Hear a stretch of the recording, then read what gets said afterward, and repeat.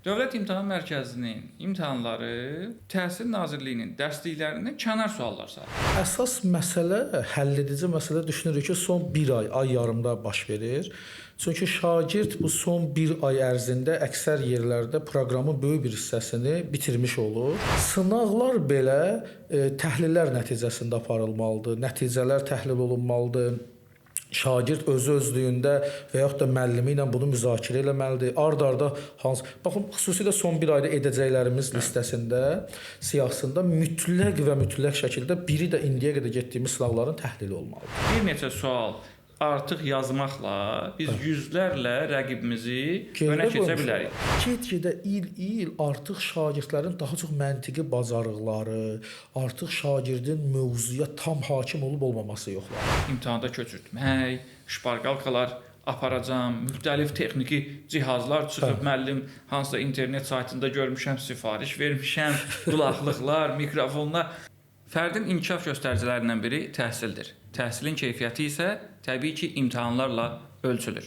Bu gün buraxılış imtahanlarına bir ay qalmış necə hazırlaşmaq lazımdır sualı ilə verilişimizə başlayacağıq. Budur ki, qonağımız uzun illər təcrübəyə sahib riyaziyyat müəllimi, eyni zamanda bir çox dünya universitetlərinin müxtəlif təlimlərində, tədris kurslarında iştirak eləmiş dəyərli təlimçi Ağəhməd Göyüşovdur. Müəllim, xoş gördük, necəsiz? Çox sağ olun, təşəkkür edirəm. Təntənəli tanıtım üçün minnətdaram. Dəvət üçün təşəkkürümü bildirirəm. Düşünürəm ki, bu verilişdə maraqlı nöqtələrə toxunarıq. Abituriyentlər üçün faydalı olar. Az da olsa bir faydamız. Həm abituriyentlər, həm valideynlər, həm də müəllim həmkarlarımız üçün. Bütün proseslərdə, hazırlıq proseslərində əvvəldən sona qədər tam dönəm önəmlidir. Amma son hazırlıq dönəmləri daha həlledici ola bilir. Bu baxımdan ümumiyyətlə imtahan hazırlığının son ayı, son həftələri haqqında nə deyə bilərsiniz? Təbii ki, bilirik, indi şagirdlər əsasən 9-cu sinif buraxılış imtahanlarına da ciddi hazırlaşırlar deyə 9, 10, 11 1 və ya 3 illik hazırlıq müddəti olur. Son anlarda, son ayda nəyə diqqət etmək lazımdır? Ümumi bir cavab verək, sonra xüsusi suallara keçəcəyik. Əvvəla təşəkkür edirəm bir daha. Deməli, Turan müəllim, ümumiyyətlə siz də bilirsiniz ki, hazırlıq prosesi geniş bir prosesdir və uşaq 1 və ya 3 illik tədris proqramında istər bunu kursda, istər repetitor yanında, istərsə də bəzi hallarda məktəbdə müəllimin köməyi ilə hazırlaşdığı prosesdə uzun bir yol keçir. Bu uzun yolda proqramın müəyyən bir hissəsi mənimsəyir, öyrənir. Bəzi şagirdlərdə bu az və ya çox olaraq dəyişir. Əsas məsələ, həlledici məsələ düşünürük ki, son bir ay yarımda baş verir. Çünki şagird bu son bir ay ərzində əksər yerlərdə proqramın böyük bir hissəsini bitirmiş olur. Məsələ proqramın mövzu gedəndə deyil, mövzular bitdikdən sonra necə davranmağındadır. Sistematik şəkildə davranıb, sürətli şəkildə təkrarlanmağında, necə keçirməyindədir. Əksər şagirdlərdə biz müşahidə edirik ki, son bir ay onlar üçün eyni keçir. Yəni bir ayda intensivlik olmur. Baxmayaraq ki, müəllimlərin böyük bir əksəriyyəti əlavə dərslər salırlar, təkrarlara keçirlər, ümumi təkrarlar, xüsusi təkrarlar. Amma əksər şagirdlər əvvəl hansı tədris proqramında, hansı sürətlə gedirdilərsə, son bir ayda da eyni sürətlə gedirlər və onlar üçün çox mənfi təsirlər göstərir imtahanda da. Niyə görə bu mənfi təsirlə nəticələnir? Niyə görə mənfi təsirlə nəticələnir? Birincisi, mövzu keçdiyimiz halda, biz proqramı mənimsədiyimiz halda, biz hər mövzunu rahat şəkildə işləyirik, dərinliklərdən gedirik.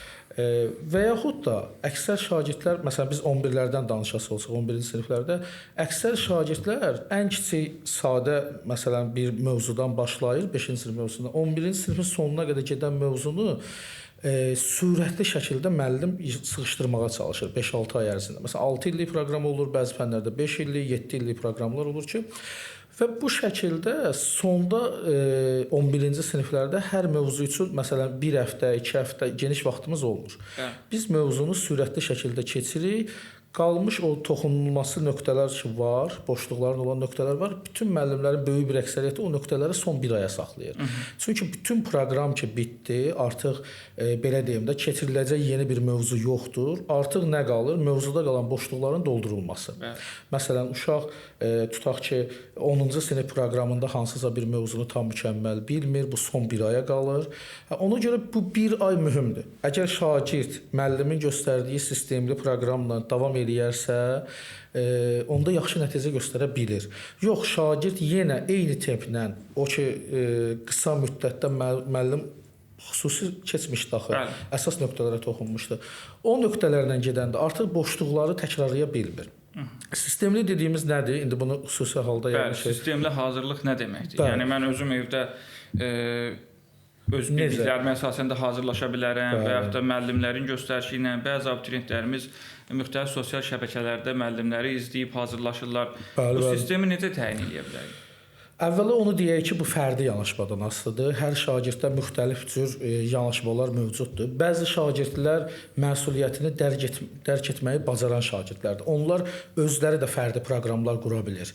Yəni çox cüzi bir hissədir, amma belə şagirdlər var ki, özləri məsələn internet vasitəsilə digər sosial şəbəkələrdən tanıdığı müəllimlərin tövsiyələrinə əsasən və öz müəllimlərindən də məsləhətlər alaraq olduğu mühitə, potensialını nəzərə alaraq, boşluqlarını nəzərə alaraq bir proqram qurur və özünə nəzarəti güclüdür. Belə abituriyentlər çox cüzi də olsa var.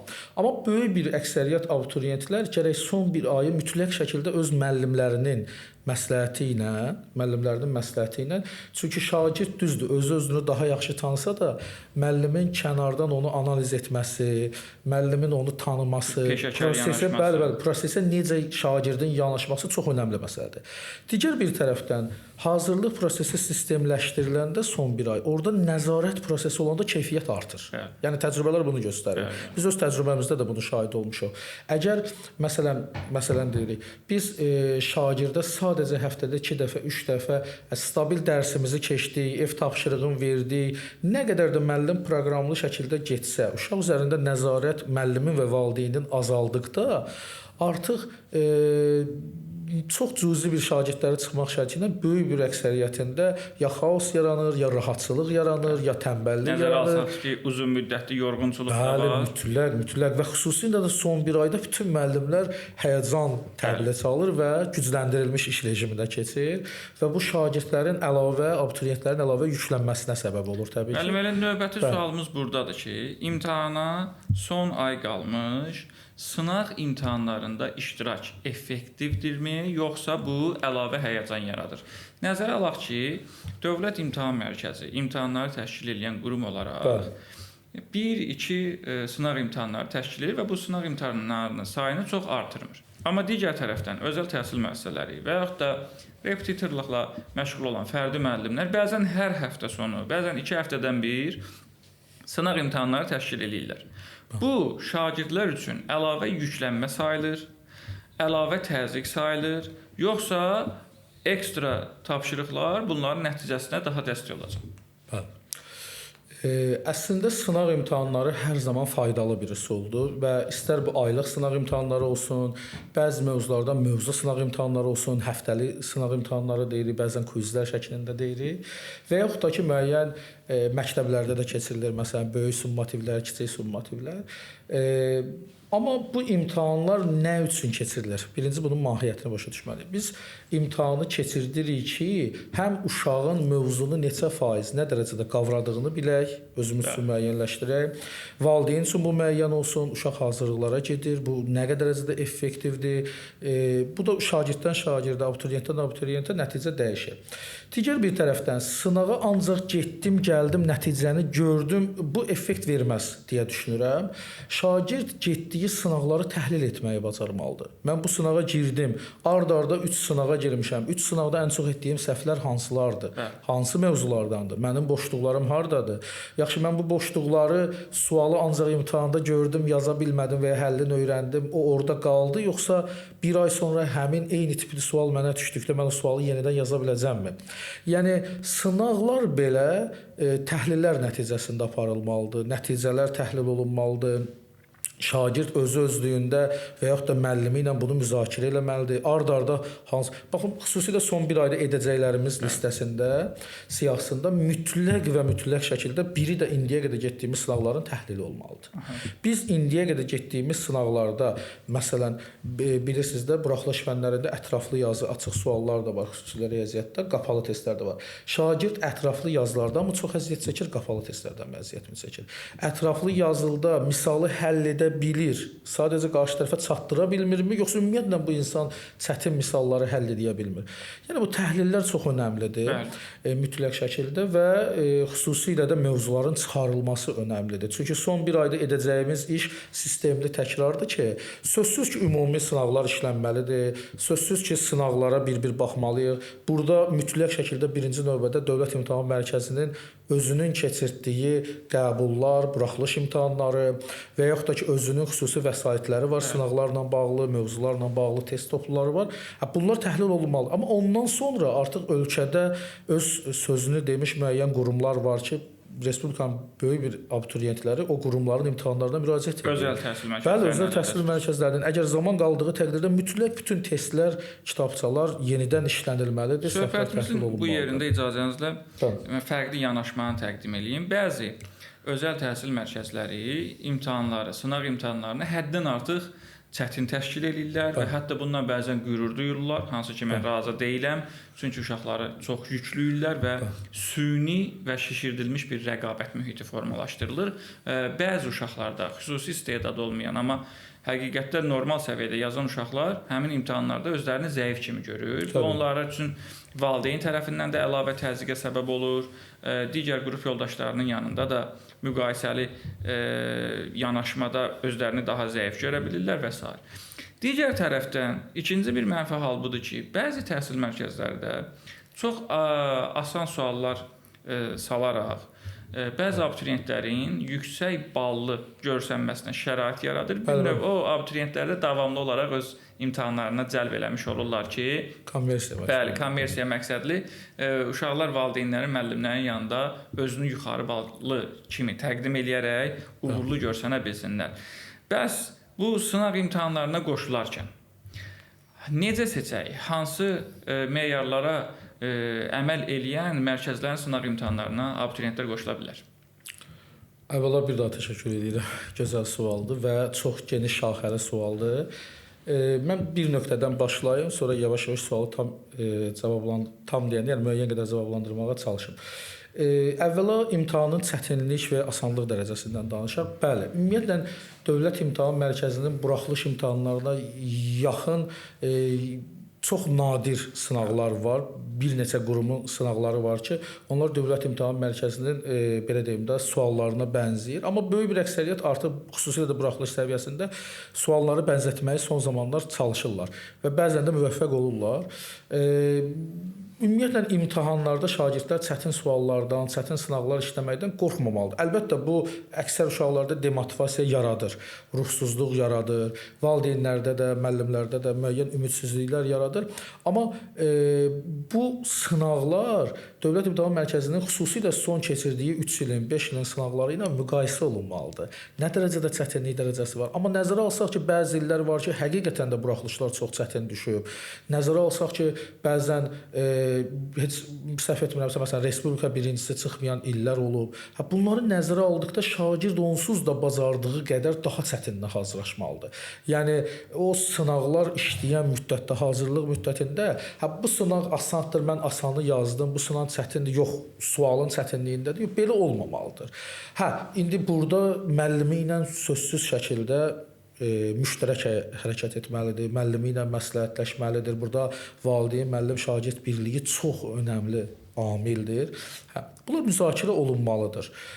Amma dediyim kimi şagird nə asan imtahan yazıb arxayınlaşmamalıdır, nə də ki çətinə yazıb ümidsizliyə düşməməlidir. O ki qaldı bəzi qurumların ölkədə onlarla bəlkə də imtahan sistemləri var ki, imtahanlar keçirilir özəl sektorda. Biz də təəssüf ki, öz şagirdlərimizdə də görmüşük. Bəzi şagirdlər var ki, onların potensialı çox cüzidir. Məsələn 30%-dir, məsələn 40%-dir, 20%-dir. Amma o şagirdlər bəzi imtahanlara gedəndə 70%-ə qədər nəticə gətirir. Bəzən valideynlər buna aldanır. Bəzən həqiqətən də bir çox valideyn özü də bilir ki, uşağı bunu yaza bilməz. Biz də bilirik bunu yaza bilməz. Burada təbii ki, arası şirin nəticə xoş gəlir. Təəssüf ki, xoş gəlir. Valideynlər, uşaqlar, bəzən müəllimlər bizlər də aldana bilirik. Amma mütləq şəkildə burada yenə də şagirdin özünün dərkinə, özünü tanımasına, öz məsuliyyətinə çox yük düşür. Yəni şagird anlamalıdır ki, belə yer və biz əksər hallarda görmüşük ki, şagirdlər yenə deyir, gəlin yığışaq filan yerə gedək, orada daha yaxşıdır, imtahan nəticələrimiz daha yüksəyə çıxır. Amma bu yenə də sonda olan şagirdə olur. Yenə də şagird özünü aldadırsa, dövlət imtahanına gedəndə orada ki, artıq nəzarət həddindən artıq güclüdür. Orada ki, köçürmə halları ya yoxdur, ya da minimal dərəcədədir, ən minimal dərəcədədir.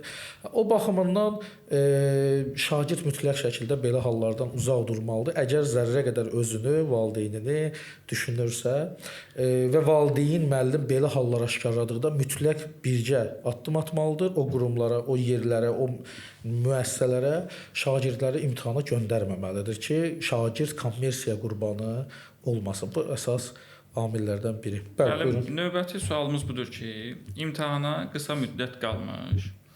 Təbii ki, şagirdlər bir neçə fəndən hazırlaşırlar. Burada 3 fən buraxılış fənnidir. Riyaziyyat Azərbaycan və xarici deyil. Və abituriyentlərimiz eyni zamanda qəbul imtahanlarına da hazırlaşır. Böyük bir əksəriyyəti. Az vaxt qalanda bəzi abituriyentlər müəyyən fənlərdə daha uğurludurlar. Digər fənlərin isə onlara lazımsız olduğunu iddia eləyir və deyir ki, məsəl üçün mən tərcüməçi olacamsa, mən ədəbiyyatçı olacamsa, riyaziyyatın üzərində bu qədər işləmək mənə lazım deyil. Və bu mənə gələcəkdə o qədər də lazım olmayacaq. Ona görə mənim həvəsim yoxdur riyaziyyat çalışmalarına vaxt ayırmağa. Və yaxud da texniki fənlərə istiqamətlənən, texniki ixtisaslara istiqamətlənən abituriyentlər də deyir ki, məsəl üçün mən Azərbaycan dilini onsuz da ölkənin vətəndaşı olaraq bilirəm. Qrammatikanın dərinliyindən öyrənməyim o qədər vaxt yoxdur. Mən həmin vaxtı gedib dəqiq elmlərə sərf eləsəm daha yaxşı bal toplayaram. Burada həmin əziz abituriyentlərə bizim tövsiyəmiz nə olar? Necə olsun ki, digər fənləri də paralel şəkildə apara bilsinlər? Və yaxud da hələ paralel aparmaq lazımdırmı? Bəlkə haqlıdırlar. Bəli. Ümumiyyətlə biz belə düşünürük ki, imtahan sistemi elə formatda qurulub ki, bizim ümumi balımız daha önəmlidir. Bəli. Yəni bir şagirdin hansısa bir fənni 100% gətirməsi və yaxud da hansısa fəndən 30%, 40%-i təhlil olunmur o dərəcədə, amma universitet seçimində mütləq şəkildə biz ümumi bala baxırıq. Yəni şagird indiki halda imtahana xüsusilə də bir ay yarım qalmış bir vaxtda çox verilişimizdə əlamətlər oldu ki, bu gün imtahan vaxtları da elan olundu. 11-ci siniflər 9 mart və 15 mart imtahan verəcəklər.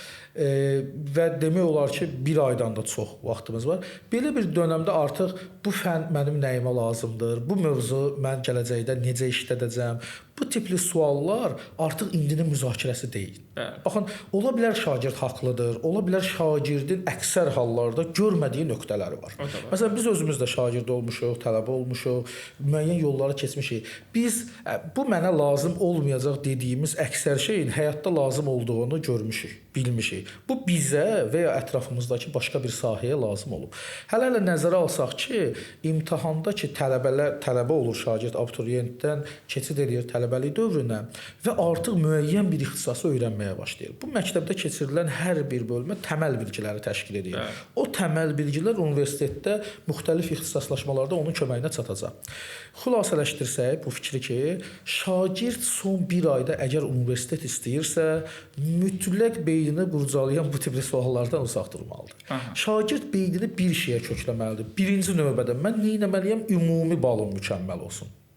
Ümumi balım yaxşı olsun və yaxud da zəif orta oxuyan şagirdəmsə, abituriyentəmsə, mən köklənməliyəm ki, mən heç olmasa minimal keçid balları var da hər ixtisas üzrə. Mən o keçid ballarından yiyələnim. Çünki burada bəzilərində illərlə zəhmət var, valideynin çəkdiyi zəhmət var, həm maddi, həm mənəvi. Yəni bu proses böyük bir prosesdir də.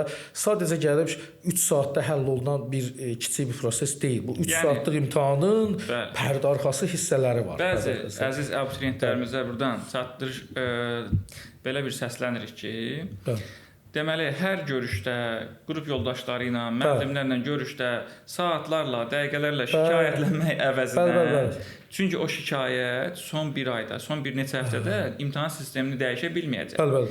O şikayətlərə ayırdığımız vaxtı, evdə valideynlərlə mübahisəyə ayırdığımız vaxtı, dərsə ayırıb bir neçə sual artıq yazmaqla biz yüzlərlə rəqibimizi önə keçə bilərik.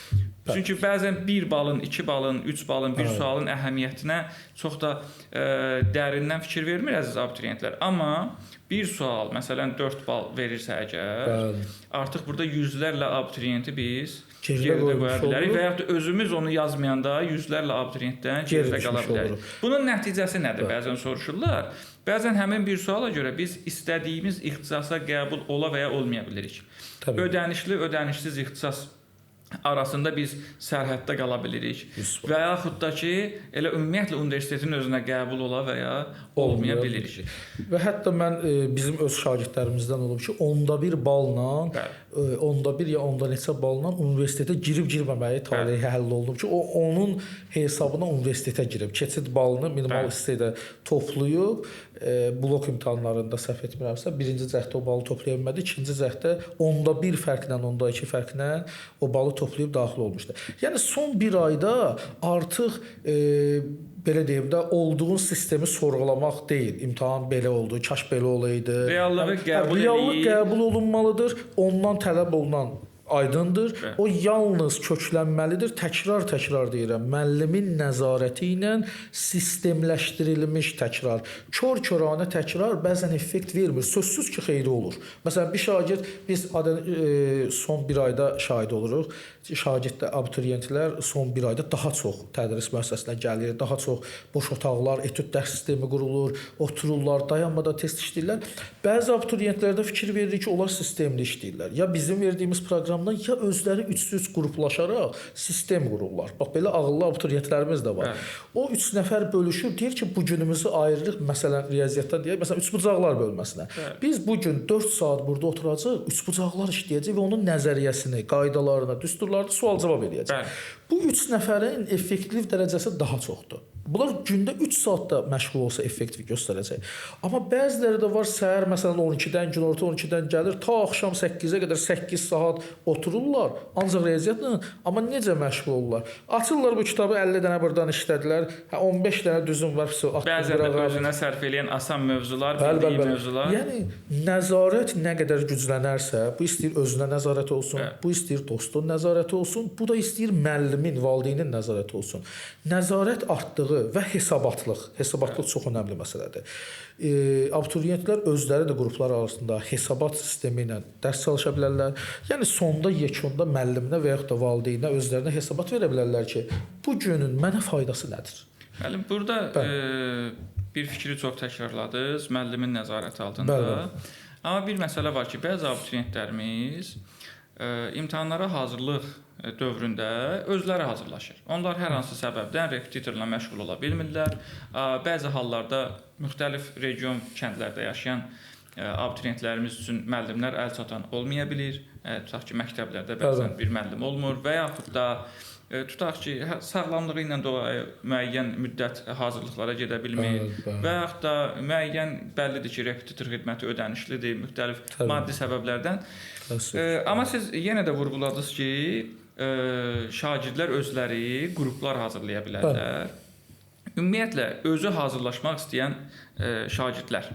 Bunu da deyək ki, Dövlət İmtahan Mərkəzi rəhbəri Məleykə xanım da vurğulamışdı ki, hər bir şagird məktəb vəsaitləri əsasında özü hazırlaşsa, repetitorsuz universitetə qəbul ola bilər. Biz də öz təcrübələrimizə əsasən bunun şahidiyik və bunu təsdiqləyirik.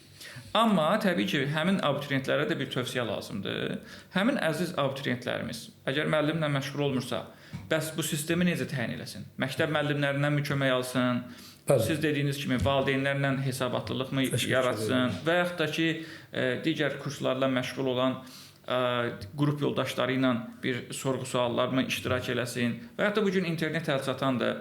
İnternetdə də çoxsaylı müəllimlərimiz, elə siz də, biz də dərslərimizi yerləşdiririk. Onlardan mı istifadə edə bilərlər? Bəli. Əslində mən təşəkkür edirəm ona görə ki, siz bütün demək olar ki, əksər cavab pultlarının hamısını sualın içində sadaladınız. Yəni o versiyalar ki, onları biz bir-bir sadalayıb zaman itirməyək, siz sualın tərkibində demək olar sadaladığınız hər bir punkt effektivdir. Fikir verdinizsə bayaq düzdür. Biz daha çox tərəfdarıyıq ki, bu işi bilən əhli ilə, müəllimlə, tədris edən şəxsdən və şagird, valideyn o tədris edəni seçibsə, durduq yerdə seçməyib. Deməli bu insanı araşdırıb, bilib, əvvəlki nəticələrdə baxıb, təcrübəsinə baxıb və şagirdi, övladı ona əmanət edib. Bu mütləq şəkildə bir bilən tərəfindən nəzarət olunsa daha mükəmməl olar. Amma hamısında da fikir versəz əvvəlində özünə nəzarət, özünə hesabat məsələsi var.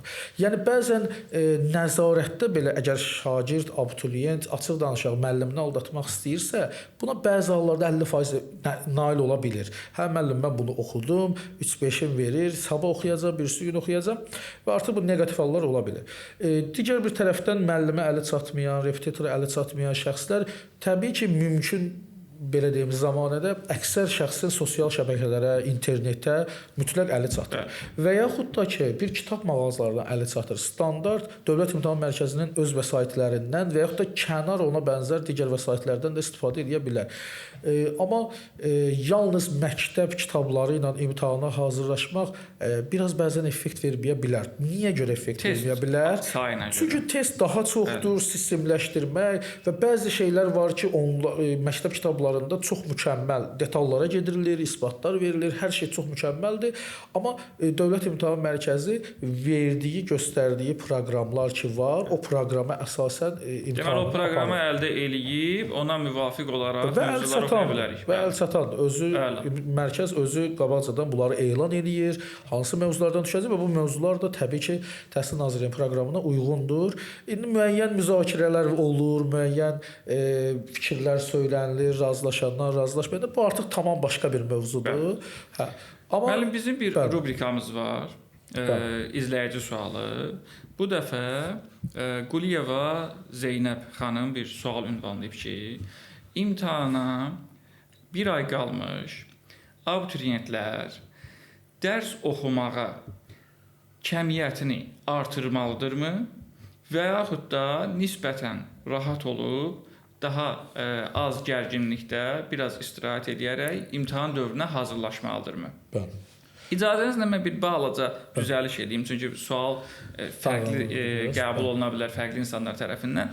Biz imtahana bir ay qalmış daha çox güc verib, daha çox təzyiq altında işləməliyikmi, yoxsa daha əvvəl uğurlu nəticəmiz olubsa, nisbətən sakit olub, asta tonla imtahana yaxınlaşmalıyıq?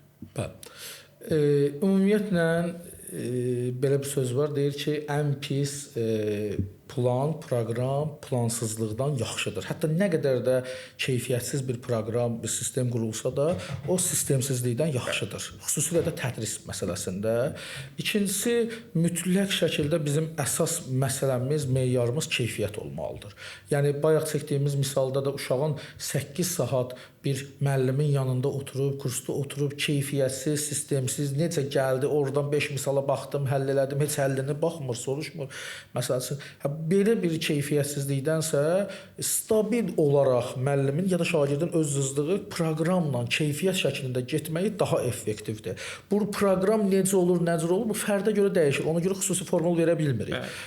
Və həmin şagirdlərdən, abituriyentlərdən xahişimiz belə bir məqsəd olduqda mütləq müəllimlərinə yaxınlaşmalıdır. Bir proqram onlarla birgə köməkləşib qurmalıdırlar və zaman-zaman, yavaş-yavaş, gecikməklə də olsa, sürətlə də olsa o proqrama əməl etməlidirlər. Mən düşünürəm ki, böyük bir əksər müəllim, biz artıq yanvar ayının sonuna yaxınlaşırıq, böyük bir əksəriyyət xüsusilə riyaziyyatda proqramları tamamlayıb. Artıq tək-tük müəllimlər olar ki, onlarda məsələn 3 mövzu qalar, 5 mövzu qalar, onlar da böyük ehtimal tamamlayacaqlar. Yəni rahat Hətta bir çox şəkildə fənlərdə Bəli, bəli. proqram 2 dövrə Bəli, tədris olunur. humanitar fənlərdə bu daha rahat olur. Əlbəttə. Və belə deyim də son 1 ayda bütün müəllimlər onsuz da təkrarlayacaq. Bəli. Onların özünün bir proqramı var, onların özünün bir sistemi var. Siz onlarla müştərək olanda siz müəllimin sizin uğrunuzda imza atmasına kömək etmiş olursunuz. Bəli. Bu daha mütəşəkkil şəkildədir. Amma mütləq şəkildə istirahət, qida rejimi, yuxu rejimi, bioloji faktorlar, sosioloji faktorlar, nə bilim psixoloji faktorlar, bunlar hamısı nəzərə alınmalıdır. Ona görə bir çox hallarda fərdi yanaşmalar çox önəmlidir. Məsələn, biz şahidi oluruq verilişlərdə təhsillə danışanda bir çox mütəxəssislər, peşəkarlar gəlib xüsusi formul verir. Amma altdan yazırlar ki, yox, bu məndə effekt vermir, yox, bu belə deyil. Həmin yazan haqlıdır. Çünki onun fərdi yanaşması olur. Adətən danışanlar istisnalara fikir vermir. Ümumi qaydanı, ümumi əksəriyyətdə mövcud olan qaydaları danışır.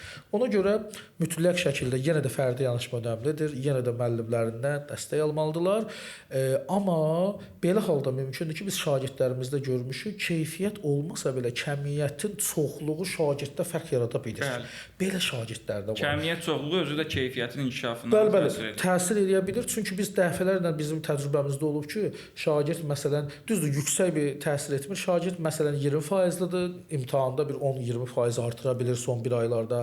Həftənin məsələn 7 gün ərzində 10 dəfə, 12 dəfə bəzən əksər yerlərdə dərslər salınır, əlavələr salınır. Bu tipli hallarda bu effekt verə bilir. Yəni bu şagird evdə özü tək olsaydı bu effekti göstərə bilməyəcəkdi. Amma müəllim yanında, müəllim nəzarətində eyni tipli misalları dəfələrlə işləməklə artıq onun şuuraltısında vərdiş halına çevrilir. Xüsusən dəqiq elmlərdə əzbərləmə tələb edən test tapşırıqlarında bu daha təsirli ola bilər. Müəyyən qədər, bəli. Müəllim, arzu olunan nəticəyə çatmayanda insanlar bəhanələrə üz tutur. Bəli. Məşhur bəhanələrdən biri budur ki, yayılıb ki, bəli. Dövlət İmtahan Mərkəzinin imtahanları Təhsil Nazirliyinin dərsliklərindən kənar suallar salır. İndi mən bu iddianı yenə səsləndirmək istəyirəm. Təbii ki, mən özüm ingilis dili müəllimi olaraq bu iddiayla razı deyiləm, bunu görməmişəm. Bəli. Riyaziyyat müəllimi olaraq, eyni zamanda siz bir təhsil mərkəzi icraçı direktor olaraq nə müşahidə eləmisiniz? Doğrudan da mı Dövlət İmtahan Mərkəzinin sualları məktəb dərsliklərindən kənar olur?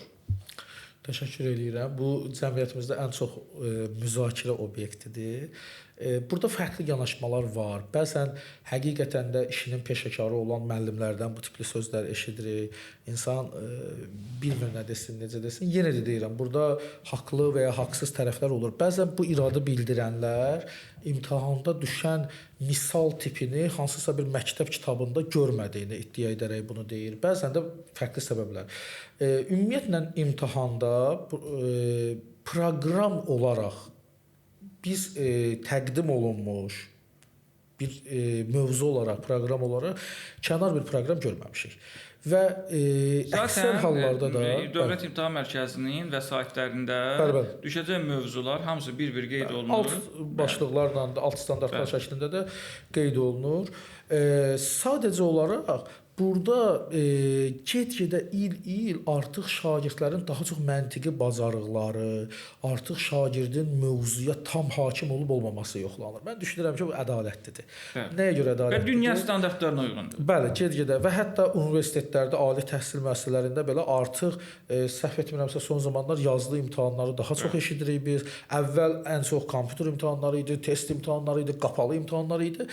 Bu artıq şagirdin həmin mövzuda əksər misalları əzbərləməyə, variantı yerinə qoyub yoxlama və s. dediyimiz tənbəl üsullarından istifadəyə gətirib çıxarır. Amma artıq get-gedə həqiqətən də mövzunu bilən şəxslərin, yəni abituriyentlərin fərqləndiyi bir ortama gəlib çıxırıq. Məsələn, açıq sualları şagird, abituriyent dərk etməlidir, başa düşməlidir və bunu qarşı tərəfə çatdırmalıdır. İzahları ilə, həlləri ilə. Amma əvvəl qapalı testlərdə necə idi? Biz müxtəlif yollarla, bənzətmələrlə, bəzən qapalı testlərdə şagirdlər daha effektiv olub. Mənim müşahidə etdiyim təbii ki, indi kənar ola bilər. Səbəb nə göstərilir? Deyir, müəllim 5 aldım, gördüm 5 yoxdur, 6 yazdım. Məsələn, bəzən şagirdlərimiz olur absurd ki, yanaşmalar oldu, nəticə düz çıxdı. bəli, Pifaqor ədədləri var. 6-8-i gördüm. Həmişə belə olanda 10 alırdı cavab. Atdım, düz çıxdı. Belə yanaşmalar olur, amma açıq suallar artıq konkret başa düşmə, izah tələb edir və riyaziyyatda təsəvvür edin ki, səhv etmirəmsə bəlkə də yanılaram, 7 sual 44 balı verir. Yəni 7 dənə sual demək olar ki, 50%-ə yaxın bir nəticə göstərir son 7 sual. 18 sual isə konkret cavab 56 bal tələb edir. Yəni şagird gedib 18-in də düz yazsa, faiz etibarı ilə 25 ədədinin 18-i 72% edir. Bu 70%-dən yuxarı sual sayı baxımından yazıb, amma qiymətləndirmə baxımından 56 bal alır.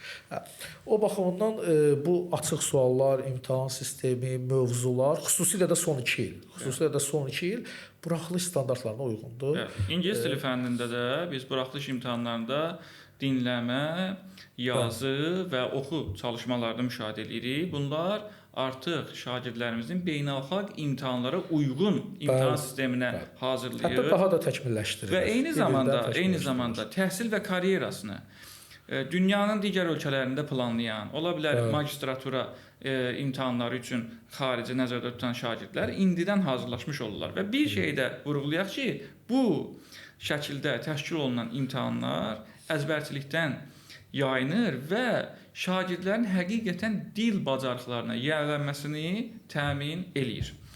Bir növbəti sualımız da budur ki, son günlər, son həftələr imtahan öncəsi psixoloji gərginliyin artması ilə də müşahidə olunur. Artıq bir neçə il ərzində imtahan, nəticə, biz bəzi hallarda biz müşahidə edirik ki, ailə üzvləri, müəllim və qohumların şagirdləri əlavə yükləməsi olur. Bizim abituriyentlərin birində mən belə bir hal müşahidə etmişdim ixtisas seçimi dövründə. Ailənin gözləntisi həddən artıq yüksək olub. Abituriyent imtahanda aşağı nəticə göstərib və bunu deməyə çətinlik çəkib. İxtisas seçimi günü artıq bilmişik ki, abituriyent real nəticəni yox, yalan bir nəticə göstərib. Hətta o qəbul mesajında da nə cürsə dəyişiklik eləyib aliyə göstərə bilmişdi. Amma şəxsən həmin abituriyentə baxanda hiss olunurdu ki, bu cığal bir şəxs deyil, utanırdı, çəkinirdi, çox belə həyəcanlı idi. Amma kənar təsirlər bunu vadar eləmişdi bu hala. Əziz abituriyentlərimiz, son aydakı psixoloji gərginliyi necə azalda bilərlər və xüsusən də valideynlər və müəllimlər də bəzi halda müəllimlər öz reklamı xətrinə şagirdləri çox oxumağa vadar edir, çox saylı çəkilişlər, o uşaqları tutaq ki, ekran önündə göstərməklə özünü də reklam eləməyə çalışır bəzi müəllimlərimiz. Mənim tövsiyəmiz nədir? Şagirdlər son ayda psixoloji gərginliyi necə azaltsınlar və imtahanlara psixoloji olaraq necə hazırlaşsınlar? Şagirdlərdən, abituriyentlərdən başlamamızdan gərək birinci araşdıraq görək, valideynlər son bir ayda bu psixoloji baskıda necə öhdəsindən gəlsin, müəllimlər psixoloji baskıda necə öhdəsindən gəlsin. Valideynlər üçün son bir ay psixoloji baskı daha da artır. Çünki əksər valideynlər 3 ildir, 4 ildir, bəziləri hətta biz eşidəndə dəhşətə gəlir. 6-cı sinifdən məsələn hazırlıqlarda da 2-ci sinifdən, biri ibtidaidən gedənlər var və valideyn daha stressli, daha həyəcanlı olur əksər valideynlər ki, biz bu qədər əziyyət çəkmişik, şagirdin əziyyəti var və son bir ay qalıb. Biraz açıq da deyək də, bu qədər xərc çəkmişəm, maddiyyat çəkmişəm və vay şagird nəticə göstərə bilməz. Bu baxımdan biz abituriyentləri düşündüyümüz qədər ki, valideynlər də xüsusi metodlar, təlimlər keçə, nə bilim, bir müəyyən qədər özünü aramlaşdırmağı yolların araşdıra tapaq. Bu birinci amil. Müəllimlər də psixoloji baskıda olur, çünki illərdir zəhmət çəkirlər, onlar da hazırlığı keçirlər, tədris edirlər və son ay gözlənilən nəticə olacaq olmayacaq. Yəni bir şagirddən 90% nəticə göstərilir, 100% nəticə göstərilir. Bunu valideyn də gözləyir, müəllim də gözləyir. Amma imtahan əksər hallarda məsələn sürpriz olur. 90%-lik, 100%-lik uşaq imtahandan 60%-lə də çıxa bilər. 50%-dən də çıxa bilər. Olur, Bu təcrübələrdə hallarda olur, var, əlbəttə, əksər hallarda. Bunun müxtəlif amilləri var. Şagirdin imtahanda özü itirməsi ola bilər, stress idarə etməməsi ola bilər, zaman məsələsi çox önəmlidir və yaxud da imtahanda 3 fəndən biri çox çətin düşdüyü təqdirdə riyaziyyatı əksər hallarda uşaqlar axıra saxlayır, sona saxlayır. Bu sınaq imtahanlarda da özün büruzə verir bəzən. Və zaman çatmamağı baxımından şagirdlər var ki, sınaqlarda yüksək nəticələr göstərir, amma imtahanda göstərə bilmir. Bu müəllim baxımından da psixoloji aspektdir, amma təbii ki, hər kəsdən də önəmli abituriyentdir. Yəni müəllim üçün, valideyn üçün bu gələcəyi elə də təhdid edən bir məsələ deyil, amma abituriyentin bir növ gələcəyinin formalaşması imtahanda təyin olunur. Son bir ay ümumiyyətlə həyəcan olacaq. Ümumiyyətlə stres olacaq, psixoloji baskı olacaq. Bu bioloji, nə bilim, hər hansı bir prosesdir, psixoloji prosesdir. Biz burada həyəcanın aradan qaldırılması yox, azaldılmasından danışırıq. Biz idarə edilməsindən danışmalıyıq. Biz stressin idarə olunmasından danışmalıyıq. İstənilən halda imtahanlarda müxtəlif təlimlər olur, sizin də təlimləriniz olub bu barədə imtahan stressinin idarə olunması ilə bağlı. Məsələ odur ki, stres yaranmasın deyə çalışmamalıyıq. O məşhur bir lətifədə var. Deyir ki, nə edirsən elə, çalış, məsələn, cim hərfini demə. Axşama qədər. Bu da fikirləşir, nə edir. Beynindən çıxarda bilmir cimi. Deyir, nə oldu, nə elədin? Deyir ki, mənim yadıma cim düşürdü. Sən mənim yadıma dedin ki, axşama qədər nə edirsən elə cim sözünü demə, zehninə salma, nə eləmə. Baxın, məsələ bundan ibarətdir. Bu, əvvəla zehnimizdə deyilsə belə şeylərə fikir verməməliyik. Və stres psixoloji halların yaranmasında müxtəlif amillər var. İzləyicilər bizdən də geniş araşdırırlar bəzi hallarda. Məsələn, kənar söz-söhbətlər. Yəni keçən il belə olmuşdu, qonşumuz son bir ay belə elədi və yaxud da ki, sınaq imtahanının nəticələrinin zəif gəlməsi. Bizdə dəfələrlə şagirdlər olub ki, abituriyentlər olub ki, onlar son sınaq imtahanlarında 50-60% nəticə göstəriblər, dövlət imtahanında 80% keçiblər. Və yaxud da ki, 20-30% uşaqların 50-60-ı keçdiyini də görmüşük. Təbii ki, bu əksər hallarda əks prosesdə ola bilər. Məsələ mütləq stresi idarə etməyi öyrənməlidir. Burada fərdi yanaşmalar da var. Bəziləri dərman, müxtəlif tipli ləfasimatlara yol açırlar. Bunun da biraz risk ola bilər. Riski çoxdur. Belə şeylər həkim məsləhəti olmadan məsləhət deyil. Orqanizmin əks təsiri ola bilər. Hələ bəzi şagirdlər, abituriyentlər var ki, imtahan günü bunu edirlər. Bu əvvəla biz məcbur qaldıqda görürük ki, bu şuur altından çıxartmır. Deyirik, heç olmasa imtahana bir ay qalmışda bunu başda həyəcanlanlarda at, gör orqanizmin buna necə reaksiya verir. Amma təbii ki, həkim məsləhəti. Mütləq həkim məsləhəti, mütləq şəkildə həkim məsləhətsiz dərman preparatlarından istifadə tövsiyə olunmur. Amma deməli, əziz abituriyentlər, imtahana yaxın müddətdə stres və gərginliyin azaldılması üçün ən əsas amillərdən biri müqayisədən yayınmaqdır. Mütləq. Müqayisə burada özünü müqayisə, bir də dəyərli valideynlərimizə biz səslənmək istəyirik ki, şagirdlərinizi digərləri ilə müqayisə etməyin. Çünki siz müqayisə etdiyiniz digər şagirdi tam tanımırsınız. Bəlkə onun çox bir xüsusi istedadı var hər hansısa bir fəndə və eyni zamanda həmin şagird digər fəndə o qədər yüksək nəticə əldə edə bilmir.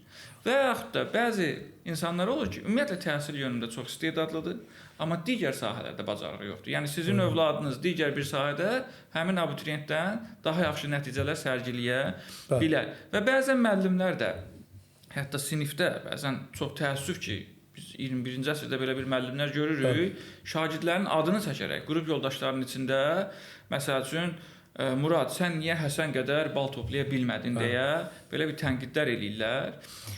Və bunun böyük əksəriyyəti də həm pedaqogikaya ziddi, həm psixologiyaya ziddi.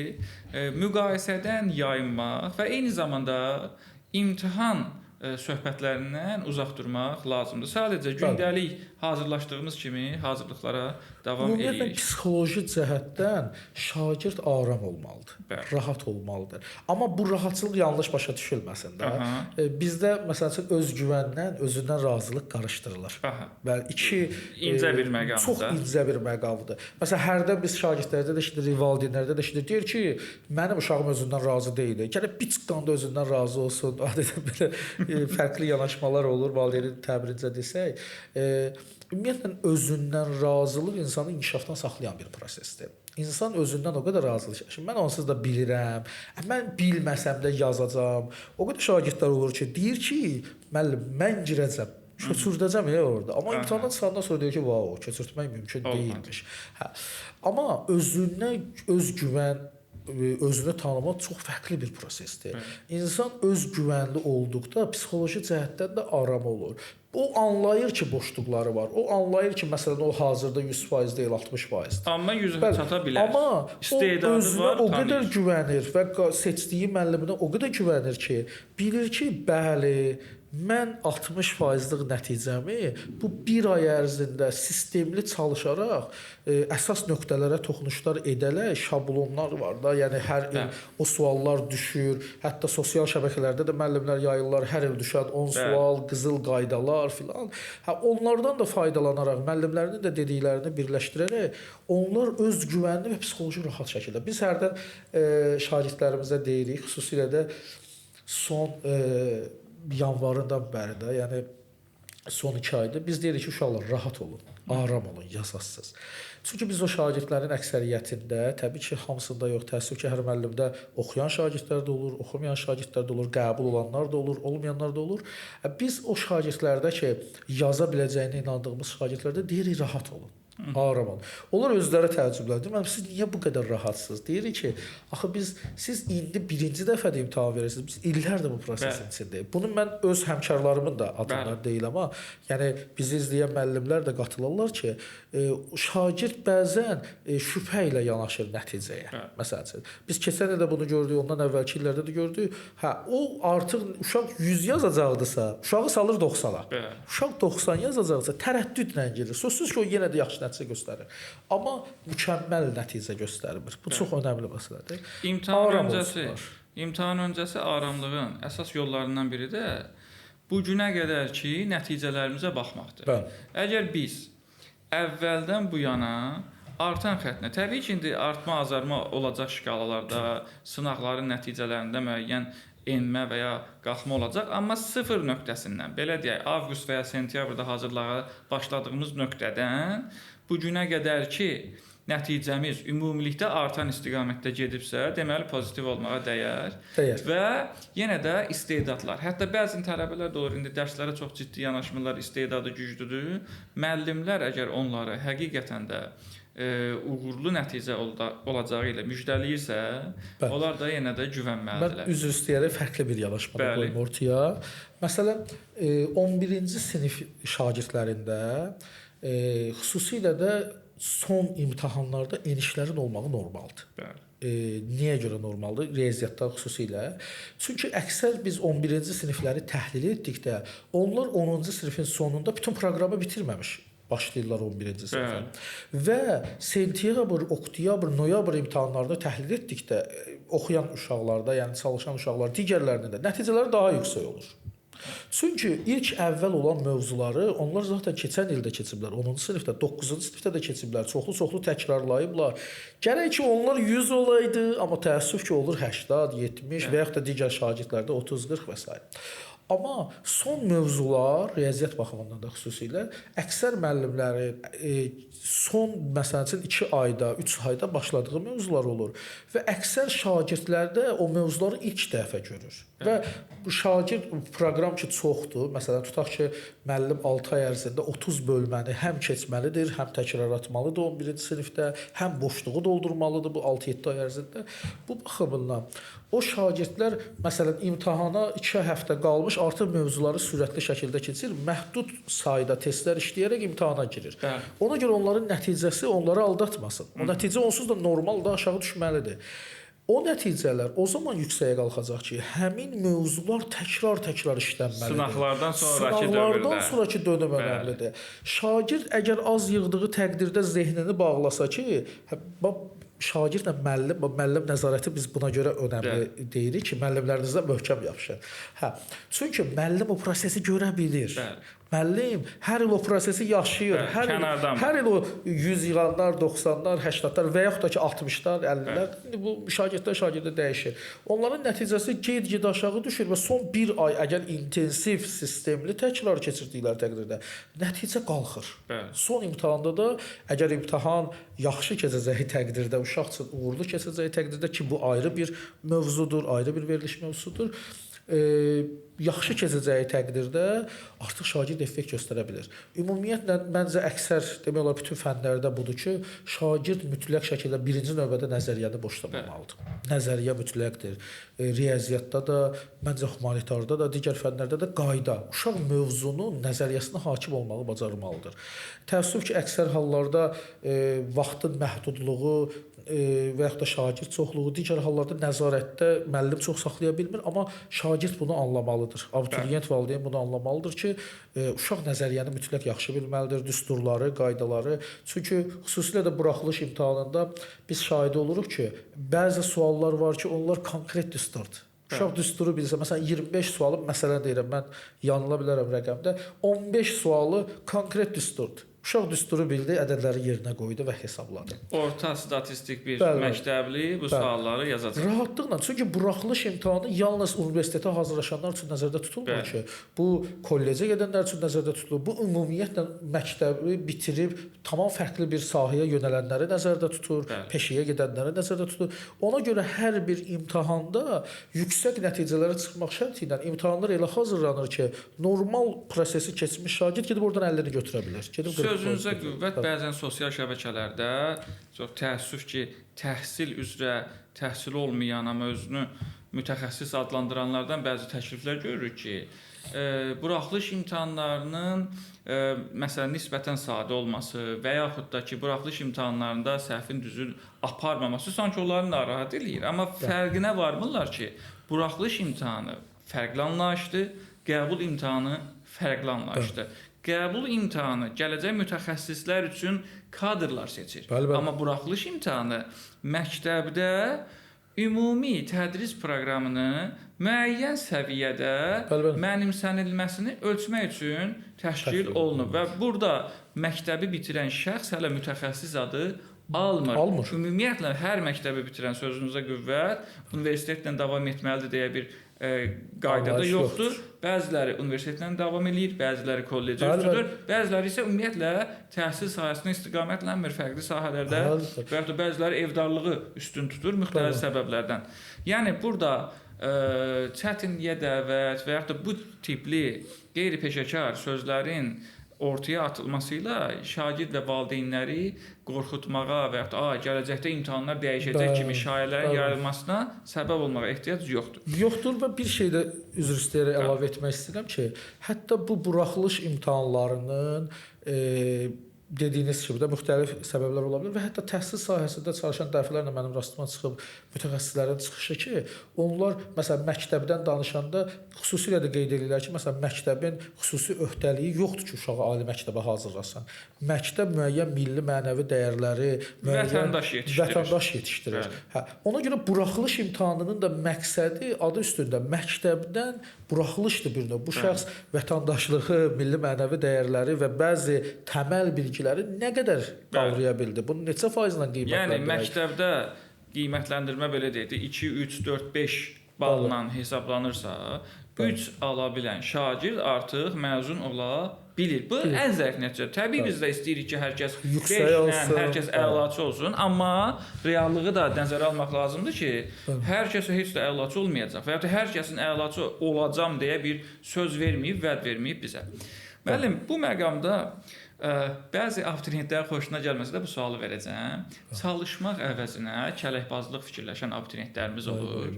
Biz nə qədər çalışsaq da, nə qədər cəhd eləsək də onlar testlərə qaytaraq, dərs oxumağa təşviq eləyək. Onlar bəzən hətta qanuna zidd imtahanda köçürtmək, şpargalkalar aparacam, müxtəlif texniki cihazlar çıxıb müəllim hansısa internet saytında görmüşəm, sifariş vermişəm, qulaqlıqlar, mikrofonlar. Bu haqqda danışan və çox təəssüf ki, utanmadan və çəkinmədən bunu danışan abituriyentlər var. Hələ reallığın fərqinə varmırlar ki, Dövlət İmtahan Mərkəzi imtahanı tam ciddi səviyyədə təşkil eləyir. Eyni zamanda imtahan girişində çox ciddi nəzarət var və müvafiq qurumlar tərəfindən xüsusi cihazlarla hər bir kəs yoxlanılır və son ildə də biz müəyyən neqativ halların məhkəmə ilə nəticələndiyinin şahidi olduq. Hansı ki, burada şagirdlərə dırnaqarası dəstək göstərən müəllimlər də cinayət məsuliyyətinə cəlb olundu. Həmin şagirdlərin nəticəsi də birbaşa ləğv olundu. Eyni zamanda hər il televiziya kanallarında da görürük ki, imtahan zalına hər hansı kənar bir vəsait daşımağa çalışan abituriyentlər elə girişdəcə təyin olunur. Həmin o vəsaitlər əldən alınır, göstərilir və onlar nəinki imtahana buraxılır, heç imtahan zalına belə yaxın buraxılmır. Bu haqda tövsiyəniz nədir? Əvvəla bu mövzuda bizim müzakirələrimiz də olub.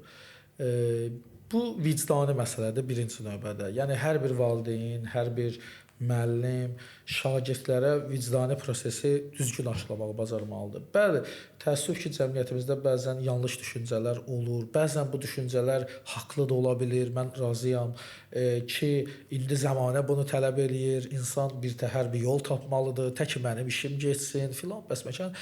Amma bu eyni zamanda rəqabətdir. Yəni sən haqqın olanı əldə etməlisən. Sən kimisə haqqını əlindən almamalısan. Vicdani məsələ mənəvi tərəfi kənara qoyduqda təbii ki, bu eyni zamanda şagirdin hazırlıq prosesinə çox mənfi təsir eləyir. Birinci növbədə mənfi təsir ona görə eləyir ki, siz dediyiniz hallar baş verə bilər.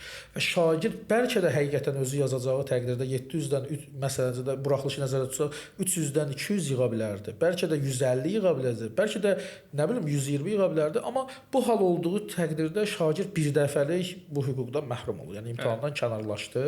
Artıq növbəti ildə ona şans yaranar, yaranmaz, bu başqa mövzu. İkinci bir tərəfdən isə şagird artıq zehnini məşğul edir. Şagird zehnini alternativ axtarmağa məşğul edir. Bəzən bizdə xoşagələn sözlər də var. Bunu tez-tez işlədirik. Bu məşhur Steve Jobs'da da səhv eləmirəmsə, onunla əlaqəli ya kimdənsə deyirlər ki, mən iş verəndə çalışıram tənbəl adama verim. Bəlkə də şəxsi yanıldıram. Deyirlər ki, çünki o son saatda çarə tapır. Bizdə də məsələn bəzən cəmiyyətdə bu cür yanlış düşüncə olur. Filan kəs tənbəl idi, oxumurdu. Gördünüz nə etdi? Burada məsələ tək tənbəllikdə deyil. Bəzən bəli olur ki, heç gözləmədiyin, oxumadığın şagird imtahandan diqqətlə yazıb uğurlu nəticə əldə edə bilər. Amma digər yüksək oxuyan şagird psixoloji stressini, həyəcanını, aurasını idarə edə bilmir, nəticəsi düşür aşağı. Bəzi şagirdlər biz görmüşük ki, onlar oxumasalar da çox rahatdılar, çox relaksdılar. Burada məsələ tənbəl şagirdin nəsə şansının uğurlu getməyi deyil, imtahanda özünü çox rahat hiss etməyidir. O nə qədər oxumasa da müəyyən bir proses keçib onun şuuru altında misallar canlana bilir. Bəzi şagirdlər var ki, imtahana gedəndən 2 həftə qabağa qədər müəllim heç nə yadımda deyil deyir. Amma imtahandan çıxanda imtahanda falan şey yadıma düşdü, falan şey. Mənim məsəl üçün tələbəlik dövrümündə yadıma gəlir, biz özümüz imtahan verəndə bəzi şeylər var ki, imtahanda sən onu yazanda baxırsan ki, filan sualı yazan vaxtı uşaq filan söz demişdi.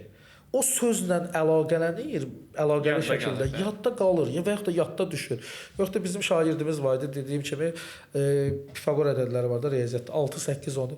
Yəni oxuyan uşaqlara yaza bilmədiyi bir sualı müəllim burada 6, 8-i gördü, burada cavab onu alır. Təsadüf nəticəsində, zərurət nəticəsində bu yada düşür. İcazənizlə bir çıxarışda deyim ki, tənbəl tələbələr və yaxud da tutaq ki, köçürməyə meyilli, qeyri düzgün yollardan istifadəyə meyilli tələbələr hər hansı bir səbəbdən və yaxud da məşhur ifadədə suallara cavabı ataram, düzgün çıxar nəticəsində yüksək nəticə əldə edə bilməz heç. Amma keçid balını toplaya bilər. Keçə bilər. Amma bu o demək deyil ki, hələ uğurdur. Çünki universitetə qəbulda məqsəd universitetə qəbul olmaq deyil, universiteti bitirməkdir.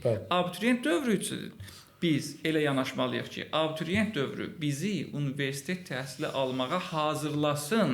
Nəinki universitetə qəbul etdirsin və iş bitsin.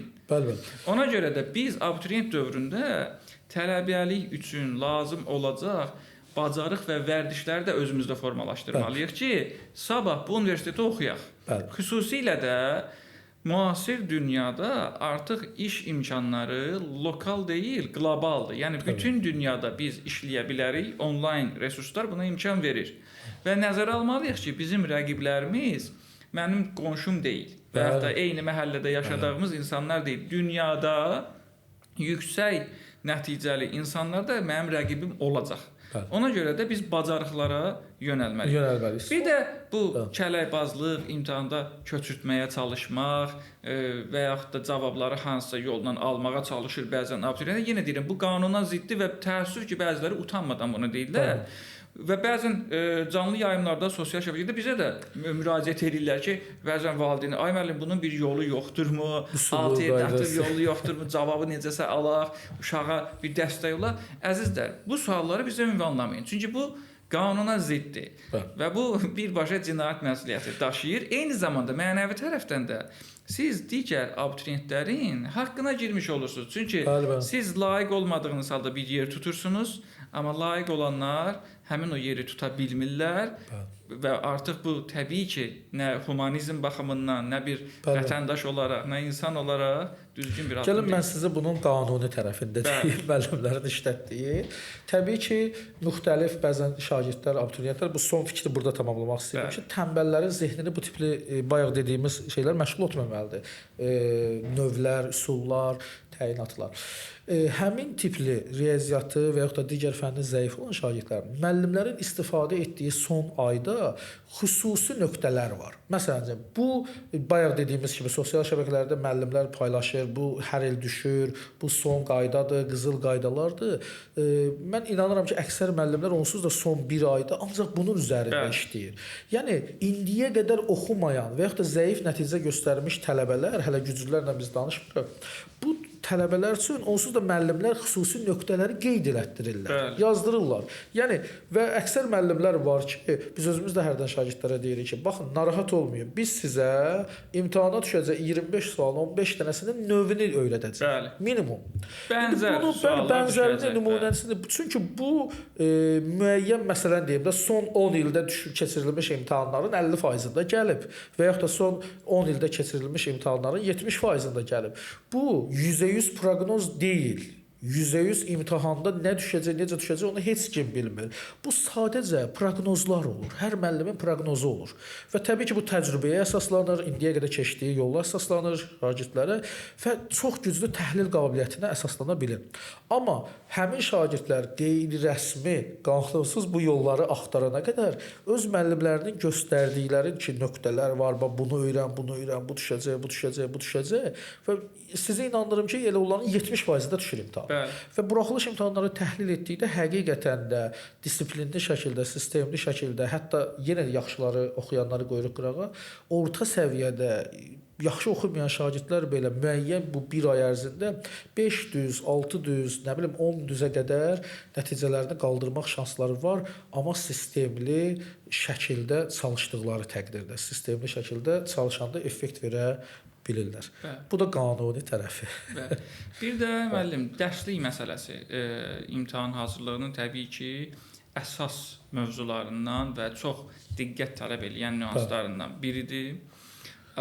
Dərslik seçimində təbii ki, biz bayaq da dedik, məktəb dərslikləri nəzəri olaraq yetərlidir test tapşırıqları üçün, amma əlavə testlər nə qədər çox işləsək, bizim test üzərində təcrübəmizi artıracaq və sürətimizi artıracaq.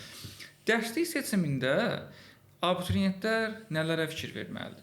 Yəni mən şəxsən deyim, yenə rəsmi olaraq Dövlət İmtahan Qurumunun müxtəlif nümunə dərslikləri var. Mən ingilis dilində elə onlardan da biz istifadə edirik, tələbələrə də tövsiyə edirik, amma təəssüf ki, bazara baxanda biz bəzən bizi çaşdıracaq sayda çox saylı dərsliklərin olduğunu da görürük. Nələrə fikir vermək lazımdır? Dərslik alanda, dərslik çünki yenə də kommersiya məqsədləri var. Bəzi hallarda tutaq ki, kitab dükanları, bəzi hallarda hətta müəllimlər müəyyən nəşriyyatlarla iş birliyində olurlar deyə müəyyən dərsliklərin reklamında maraqlı olurlar, amma görürsən ki, heç o qədər keyfiyyətli də olmur. Seçimdə, dərslik seçimində nəyə diqqət etmək lazımdır? Biz son bir aydan danışırıq yəqin ki, son bir ayda toplu şəkilində olan testlər deyək də ən çox bu adla tanınır. Son bir ayda onsuz da sözsüz ki, Dövlət İmtahan Mərkəzinin vəsaitləri birinci yerdə durmalıdır. Amma son bir ayda, məsələn, riyaziyyatda və digər fənlərdə 2 hissədən ibarət biri bir təzədən yenidən keçmək mümkünsüzdür. Ən azından xüsusi müəllimin məsləhət bildiyi, baxın, deyəsiz yenə də burada məsləhətləşmə, nəzarət prinsipi önəmlidir. Müəllimin məsləhət bildiyi nömrələri və şagirdlərin, abituriyentlərin bu boşluq olduğu nöqtələri. Yəni əgər iki topluda birgə məsələn 3000-dən çox 4000-dən test varsa, bunu bir-bir işləmək onsuz da zaman itkisidir. Bu istisna mövzularda ola bilər. İkinci sən bəzi mövzularında mövzular bütövlükdə götürülə bilər. Özünün Dövlət İmtahan Mərkəzinin sınaqları var. Son məsələn 5 il, 10 il daha əvvələ gedən buraxılışlar, qəbullar, əvvəlki illərdə hətta bəzən biz işlədəndə uşaqlar da soruşur, ay müəllim 3-cü qrupda məsələn 4-cü qrup əvvəl fərqli bir imtahan sistemi idi. Orada olan riyaziyyatları işləyə bilərlər. Ondan sonra artıq ölkədə öz sözünü demiş imtahan qurumları ki var. Onların son sınaqlarını 5 ilə qədər varsa 5 ili, 10 ilə qədər varsa 10 ilini sınaqlarını, kitabçılarını mütləq şəkildə ümumiləşdirə bilərlər və həqiqətən də bəzi müəlliflər var ki, onların fərdi kitabları da öz sözünü deyə bilir. Kitab ümumiyyətlə sahə üzrə, bizim sahədə xüsusilə kitab çoxluğu, test çoxluğu çoxdur, kifayət qədərdir. Bu birinci növbədə sevindirir bizləri, çünki əvvəlki dövrlərdə çox məhdud sayda test topluları var idi. Onları tapmaq çətin idi, işləmək. Ondan sonra yenə eyni şey işləyirdi, fərqli bir şeylər yox idi.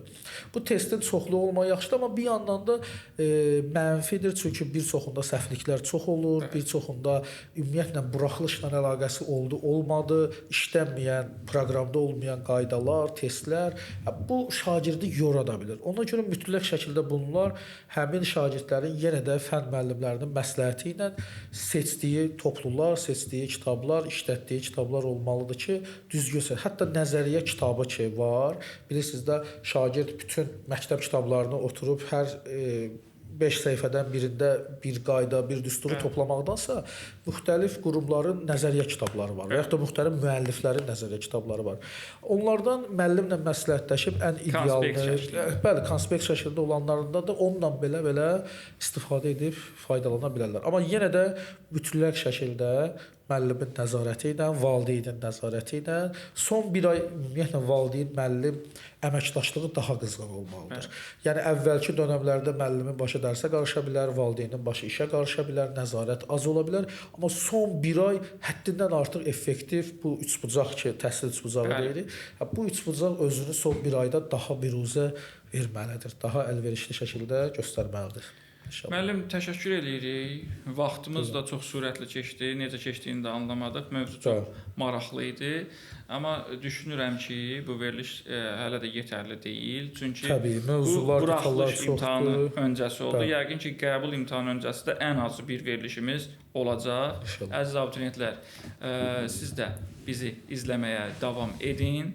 Və mövzu ilə əlaqədar suallarınız varsa mütləq rəydə yazın. Çünki dediyimiz kimi Ağahməd müəllimlə biz yenidən qəbul imtahanları öncəsi bir verilişdə sizin üçün hazırlayacağıq. Kanalımızı abunə olmağı, bəyənməyi və bu verilişi abituriyent yoldaşlarınızla paylaşmağı unutmayın. Gələn görüşlərə qədər. Təşəkkür edirəm.